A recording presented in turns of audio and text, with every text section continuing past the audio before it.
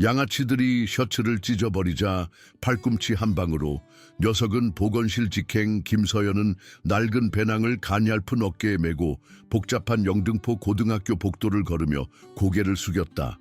아무리 애써도 차분해지지 않는 붉은 갈색 곱슬머리를 가진 150cm, 남짓한 작은 키의 그녀는 일찍이 눈에 띄지 않는 것이 최선의 방어라는 것을 깨달았다. 그녀의 작은 체구를 가리기 위해 헐렁한 체크무늬 셔츠를 입고 콧잔등에 얹혀진 철퇴 안경은 수업 사이를 서두르는 동안 계속해서 흘러내렸다. 군인인 아버지가 새로운 명령을 받아 석 달 전에 영등포 고등학교로 전학을 왔고 적응하는 것은 이전의 어떤 이사보다 더 어려운 일이었다. 학교는 서울 중심가의 여러 건물에 걸쳐 뻗어 있었고 거의 2,000명에 달하는 학생들은 그녀가 전혀 이해할 수 없는 쉬운 방법으로 사회적 계층을 탐색하는 것처럼 보였다. 대부분의 날에 서연은 도서관에서 혼자 점심을 먹고 그룹 프로젝트 동안에는 혼자 지내면서 눈에 띄지 않게 빠져나갔다. 반 친구들 중 누구도 몰랐던 것은 서연이 지난 8년 동안 3개의 다른 도장에서 종합 격투기를 훈련해 왔다는 것이다. 해병대 훈장을 받은 그녀의 아버지는 잦은 이사를 고려하여 그녀가 자신을 방어하는 법을 배우도록 강요했다. 매일 아침 학교 가기 전과 숙제 후 매일 저녁 그녀는 차고에서 콤비네이션, 그래플링 기술, 방어 기동을 연습했다. 그녀의 작은 키는 속임수였다. 그 헐렁한 옷 아래에는 수많은 시간의 훈련으로 연마된 날렵한 근육과 번개처럼 빠른 반사신경이 숨겨져 있었다. 하지만 서연은 영등포 고등학교에 다니기 전에 아버지에게 약속했다. 꼭 필요한 경우가 아니면 싸우지 않기, 관심을 끌지 않기, 아버지의 군 경력을 위태롭게 할 수 있는 징계 문제를 감수하지 않기. 그래서 그녀는 책을 떨어뜨렸을 때의 낄낄거림, 낡은 옷에 대한 속삭이는 말, 그리고 다른 학생들이 그녀를 꿰뚫어 보는 듯한 시선을 참아냈다. 문제는 그녀가 전학 온 지 2번째 주에 축구 트로피 진열장 근처에서 우연히 박건우와 부딪혔을 때 본격적으로 시작되었다. 건우는 완벽하게 스타일링된 금발머리와 대표팀 쿼터백이라는 자부심에서 나오는 자신감 넘치는 걸음걸이를 가진 180cm의 키였다. 그의 레터맨 재킷은 넓은 어깨를 가로질러 뻗어 있었고 그의 푸른 눈은 자신의 뜻대로 하는데 익숙한 사람의 차가운 계산을 담고 있었다. 어디 보고 다니냐, 괴물아. 건우는 코웃음을 치며 주변 학생들의 관심을 끌 만큼 큰 목소리로 말했다. 서연이 사과를 중얼거리고 걸어가려고 하자 그는 그녀의 배낭을 잡아 어깨에서 잡아당겼다. 너한테 말하고 있잖아. 서연의 훈련 본능은 그에게 반응하고 그의 움켜짐의 추진력을 이용하여 그에게 반격하라고 외쳤지만 아버지의 경고가 더 크게 울렸다. 그녀는 건우의 친구들인 김민준과 최동현이 그녀의 낡은 운동화에 대해 웃고 농담하는 동안 흩어진 책을 집어들었다. 사건은 점차적으로 악화되었다. 건우와 그의 친구들은 구내 식당에서 우연히 그녀와 부딪혀 그녀의 점심 쟁반을 바닥에 떨어뜨렸다. 그들은 복도에서 그녀의 팔에서 책을 떨어뜨리고 그녀가 그것들을 모으려고 할 때 그녀의 서류를 밟았다. 체육 수업 동안 민주는 배구공을 그녀의 머리에 직접 스파이크했고 담당 교사인 박 선생님은 편리하게도 정신이 팔린 채로 있었다고 주장했다. 최악의 에피소드는 과학관 동쪽 계단통에서 일어났는데 조명이 어둡고 소리가 콘크리트 벽에 울리는 방식 때문에 대부분의 학생들이 피하는 층 사이의 좁은 통로였다. 건우는 서연이 군중을 피하기 위해 이 경로를 사용한다는 것을 알게 되었고 그녀와 시간을 맞춰 나타나기 시작했다. 그는 2층과 3층 사이의 착륙 지점에서 그녀를 구석에 몰아넣었고 그녀는 그의 비싼 향수와 담배 냄새가 섞인 냄새를 맡을 수 있을 만큼 가까웠다. 여기서 널 아는 사람은 아무도 없어. 그는 기술적으로 만지지 않고도 그녀를 불편하게 만들기에 충분히 가까이 서서 속삭였다. 네가 내일 사라져도 아무도 알아차리지 못할 거야. 서연은 차가운 콘크리트 벽에 몸을 바짝 붙이고 손을 옆구리에 주먹으로 꽉 쥐고 먼저 공격하고 나중에 질문하라는 모든 본능과 싸웠다. 그녀는 아버지의 다가오는 승진 심사, 싸움으로 정악을 당하면 아버지의 눈에 실망감이 떠오르는 것을 생각했다. 그래서 그녀는 건우가 지루해하고 떠날 때까지 기다렸다가 나머지 하루를 손이 떨리는 것을 멈추려고 노력하면서 보냈다. 그 패턴은 몇 주 동안 계속되었다. 건우는 특히 점심시간에 그녀를 표적으로 삼는 것을 즐기는 것처럼 보였는데 구내 식당은 함께 웃거나 일부러 외면하는 증인들로 가득 찼다. 그는 그녀의 테이블, 즉 그녀가 혼자 먹는 창가 근처의 작은 구석자리를 지나가다가 우연히 그녀의 음료를 엎지르거나 음식을 바닥에 쓸어버렸다. 그의 친구들은 그녀의 뺨을 당혹감과 분노로 붉히게 만드는 이름으로 그녀를 부르며 논평을 제공했다. 저기 봐, 투명 인간 소녀다. 민주는 그들이 그녀를 발견할 때마다 발표하곤 했다. 그녀는 어디에서 왔든지 친구도 없을 거야. 동현은 신체적 위협을 선호하여 그녀가 사물함을 사용하려고 할 때마다 자신의 키 장점을 이용하여 그녀를 압도했다. 그는 그녀가 책에 손을 뻗자마자 금속 문을 쾅 닫았고 때로는 그녀의 손가락을 잡기도 했다. 그녀가 고통으로 숨을 헐떡이자 그는 그녀가 보건실에 가야 하는지 조롱하며 물었고 그녀가 고개를 저으며 서둘러 떠나자 웃었다. 그 모든 것을 통해 서연은 다른 학생들의 반응 또는 반응 부족을 알아차렸다.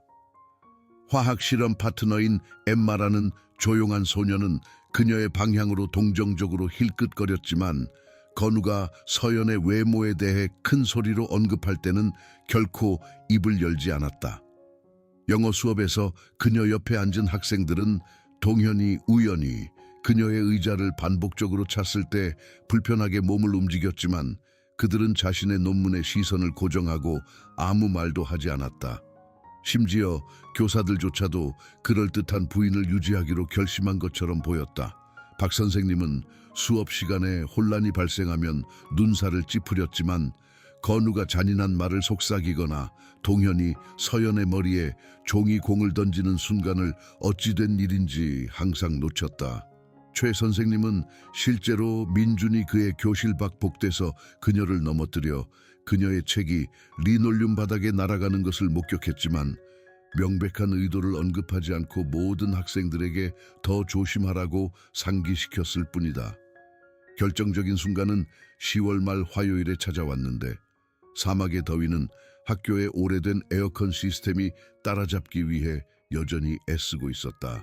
서연은 마침내 미술 프로젝트, 즉 그녀가 몇 주 동안 완성한 불길에서 솟아오르는 불사조의 상세한 연필 그림을 끝냈기 때문에 점심시간을 고대하고 있었다. 그녀는 조용한 성격이 실제로 이점이 될 수 있는 몇 안 되는 활동 중 하나인 학교 연례 미술 대회에 그날 오후에 그것을 제출할 계획이었다. 그녀가 그림을 포트폴리오 케이스에 조심스럽게 넣고 있을 때 그녀는 박도윤이 그녀의 테이블로 다가오는 것을 알아차렸다. 도윤은 영등포 고등학교의 대부분의 학생들과 달랐다. 그는 축구 경기보다 책을 선호했고 디자이너 라벨 대신 빈티지 밴드 티셔츠를 입었고 그녀와 비슷한 철퇴 안경 뒤에 친절한 검은 눈을 가지고 있었다. 그는 그녀가 2주 전에 점심 쟁반 전체를 떨어뜨렸을 때 진심으로 동정을 표한 유일한 학생이었고 건우와 그의 친구들이 구내 식당 건너편에서 웃는 동안 그녀가 엉망진창인 것을 치우는 것을 돕기까지 했다. 안녕 서연아, 도윤은 부드럽게 말하며 그녀 맞은편 자리에 미끄러져 앉았다. 여기 앉아도 될까? 만화 동아리 모임이 내일로 옮겨졌고 혼자 밥 먹는 건 꽤 지루해. 서연은 그녀의 심장이 두근거리는 것을 느끼며 고개를 끄덕이고 그녀의 예술 작품을 보호하기 위해 포트폴리오를 조심스럽게 닫았다. 도윤은 영등포 고등학교에서 자발적으로 그녀의 회사를 찾은 첫 번째 사람이었고 그녀는 그들이 그래픽 노블과 공상 과학 영화에 대한 공유된 사랑에 대해 이야기하면서 실제로 웃고 있는 자신을 발견했다. 20분 동안 그녀는 박건우와 그의 잔인한 게임에 대해 잊었다. 그때 건우가 그의 테이블에 나타났고 민준과 동현이 경호원처럼 그를 애워쌌다. 그의 눈은 그가 통제할 수 없는 상황을 위해 남겨둔 특별한 분노로 차가웠고 서연은 그녀의 짧은 행복의 순간이 어떻게든 그의 주에 깊게 유지된 사회 질서를 위협했다는 것을 즉시 깨달았다. 어머나! 건우는 주변 테이블에 들릴 만큼 큰 목소리로 말했다. 저 괴물이 또 다른 괴물과 어울리는 걸 찾았네. 도윤은 침착하게 올려다봤지만 서연은 그의 어깨에서 긴장을 볼 수 있었다. 무슨 일 있어, 건우야? 내가 필요한 건 건우는 손을 뻗어 서연의 포트폴리오를 잡으며 대답했다. 저 작은 예술가가 얼마나 비밀스럽게 작업해 왔는지 보는 거야. 서연의 훈련이 자동으로 시작되었다. 그녀는 그의 손을 가로채기 위해 그의 추진력을 방향을 바꾸고 잠재적으로 그의 손목을 탈구시킬 수 있는 방어 블록으로 움직였다. 하지만 마지막 순간에 아버지의 경고가 그녀의 마음에 넘쳐났고 그녀는 건우가 포트폴리오를 빼앗을 만큼 충분히 망설였다. 제발, 그녀는 의자에서 일어서며 속삭였다. 그냥 돌려줘. 건우는 연극적으로 케이스를 열고 그녀의 불사조 그림을 꺼내 주변 테이블에 보여주며 들고 있었다. 오, 여러분, 투명 인간 소녀가 우리에게 그림을 그려줬네. 몇몇 학생들이 고개를 돌려 쳐다봤고 그들의 표정은 불편한 재미에서 노골적인 호기심에 이르기까지 다양했다. 서연은 건우가 그녀의 예술 작품을 트로피처럼 흔들면서 그의 연기를 계속하자 얼굴이 타는 듯한 느낌을 받았다. 이게 뭐가 필요한지 알아? 동현은 그의 점심 쟁반에서 초콜릿 우유 한 병을 꺼내며 말했다. 색깔이 좀 필요해. 안 돼. 서연은 앞으로 달려들었지만 민준이 그녀의 팔을 잡았고 그의 움켜쥐음은 멍이 들 만큼 꽉 쥐고 있었다. 그녀는 초콜릿 우유가 종이를 적시고 몇 주 동안의 세심한 작업을 파괴하면서 그녀의 그림에 쏟아지는 것을 무력하게 지켜봤다. 도윤은 갑자기 일어섰고 그의 의자는 바닥에 긁히는 소리를 냈다. 그만해. 그녀를 내버려둬. 건우의 표정이 바뀌었고 그의 눈은 서연이 두려워하게 된 약탈적인 초점으로 좁혀졌다. 아니면 어쩌려고, 책벌레야? 내 작은 여자친구를 보호할 거야? 그녀는 도윤은 시작했지만 건우는 이미 움직이고 있었다. 다음 일어난 일은 서연에게 슬로우 모션처럼 느껴졌다. 건우는 도윤의 빈티지 레드 제플린 티셔츠 앞부분을 잡고 뒤로 밀어 다른 테이블로 비틀거리게 했다. 도윤이 균형을 되찾으려고 애쓰면서 학생들이 흩어졌고 그의 안경은 얼굴에서 떨어져 리놀륨 바닥을 가로질러 튀어 올랐다. 이런, 건우는 조롱하듯이 말했다. 애인 녀석이 여자친구보다 더 덤벙대는 것 같네. 구내식당은 건우의 평소 청중의 몇몇 초조한 낄낄거림을 제외하고는 조용해졌다. 서연은 교사, 즉 개입할 수 있는 어른을 필사적으로 찾아 주위를 둘러보았지만 점심 감시관은 방편적으로 방에서 사라졌다. 건우는 다시 그녀에게로 관심을 돌렸고 그녀는 그의 표정에서 새로운 것을 보았다. 그녀의 위를 뒤틀리게 만드는 잔인한 흥분이었다. 있잖아, 이제 네가 학교 정신을 찾도록 도와줄 때가 된 것 같아. 그녀가 반응하기도 전에 그는 그녀의 헐렁한 체크무늬 셔츠의 밑단을 잡고 위로 잡아당겼다. 단추가 터져 바닥에 흩어졌고 그가 천을 그녀의 머리 위로 잡아당기자 그녀의 얇은 흰색 네인은 거의 가려지지 않았고 그녀는 학생들이 서 있는 동안 노출되고 굴욕감을 느끼며 가쁜 숨소리와 속삭임을 들을 수 있었다. 시간은 영원처럼 느껴지는 순간 동안 멈춘 것 같았다.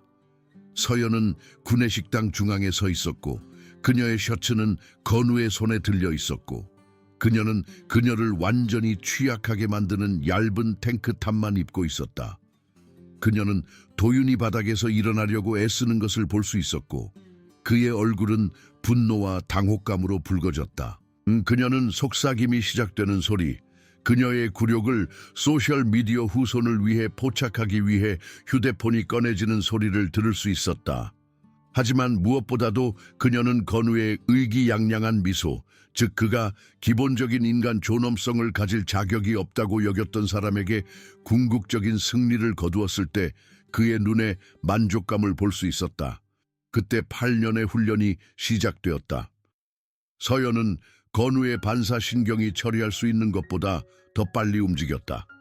그녀의 오른쪽 발꿈치는 완벽한 타격호를 그리며 위로 뻗어 그의 갈비뼈 바로 아래의 부드러운 지점과 연결되어 그를 땅에서 약간 들어올릴 만큼의 힘을 가했다.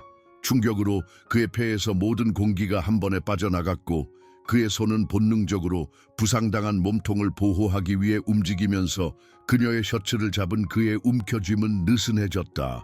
건우의 눈은 숨을 쉬려고 애쓰면서 충격과 고통으로 커졌다. 서연은 떨어지는 셔츠를 잡고 단추가 없었음에도 불구하고 재빨리 다시 입었다.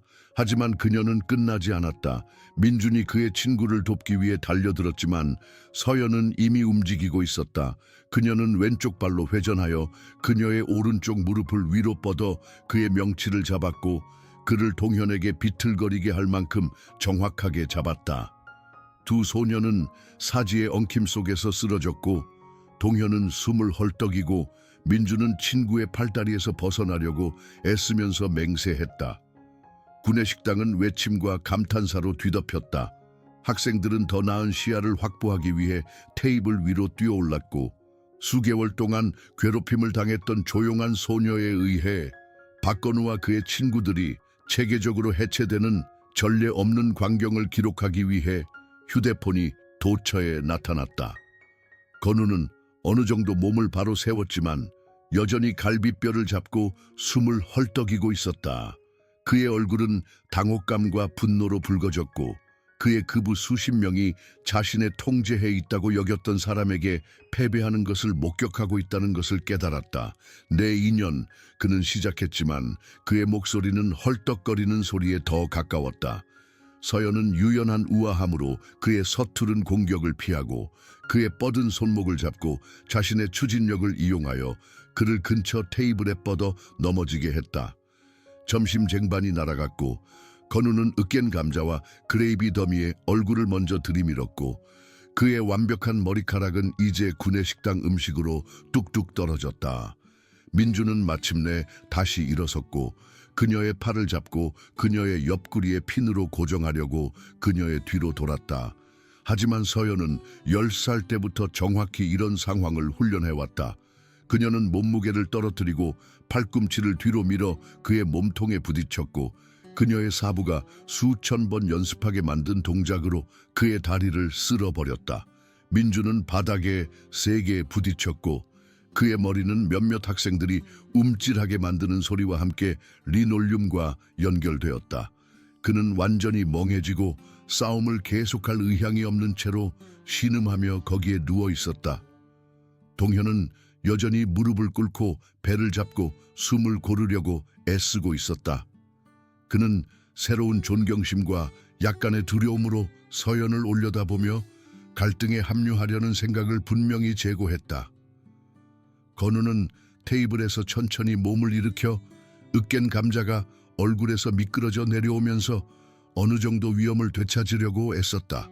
그의 비싼 폴로 셔츠는 그레이비로 얼룩져 있었고 그의 완벽하게 스타일링된 머리카락은 엉망이었고 그의 푸른 눈은 그의 전체 세계관이 방금 산산조각난 사람의 멍한 표정을 담고 있었다.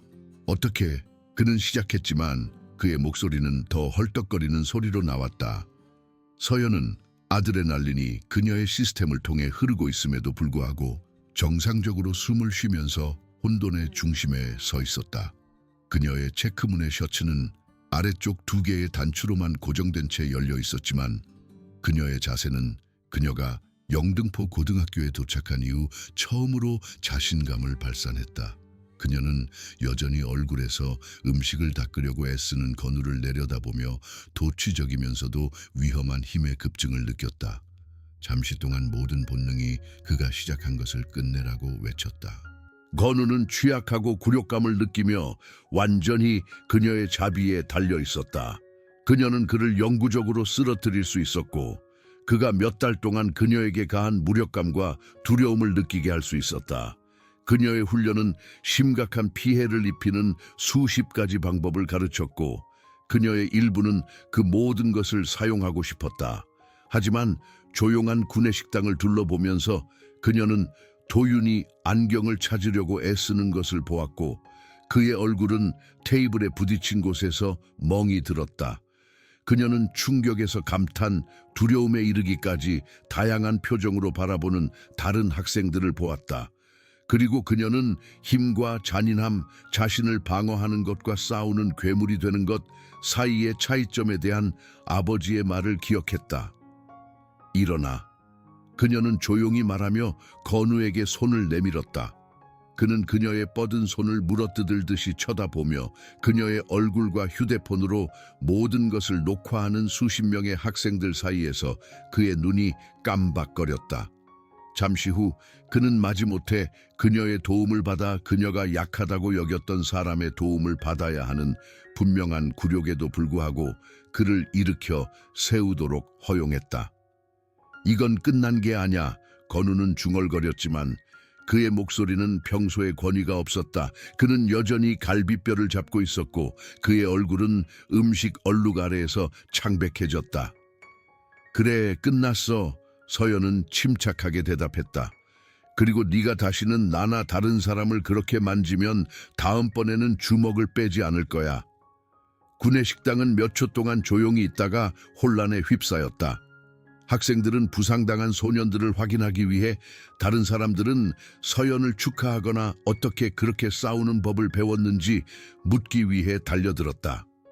몇몇 사람들은 그녀의 손상된 체크문의 셔츠를 대체하기 위해 자신의 셔츠를 제공했고 다른 사람들은 도윤이 안경을 찾고 그의 멍에 얼음을 제공하도록 도왔다.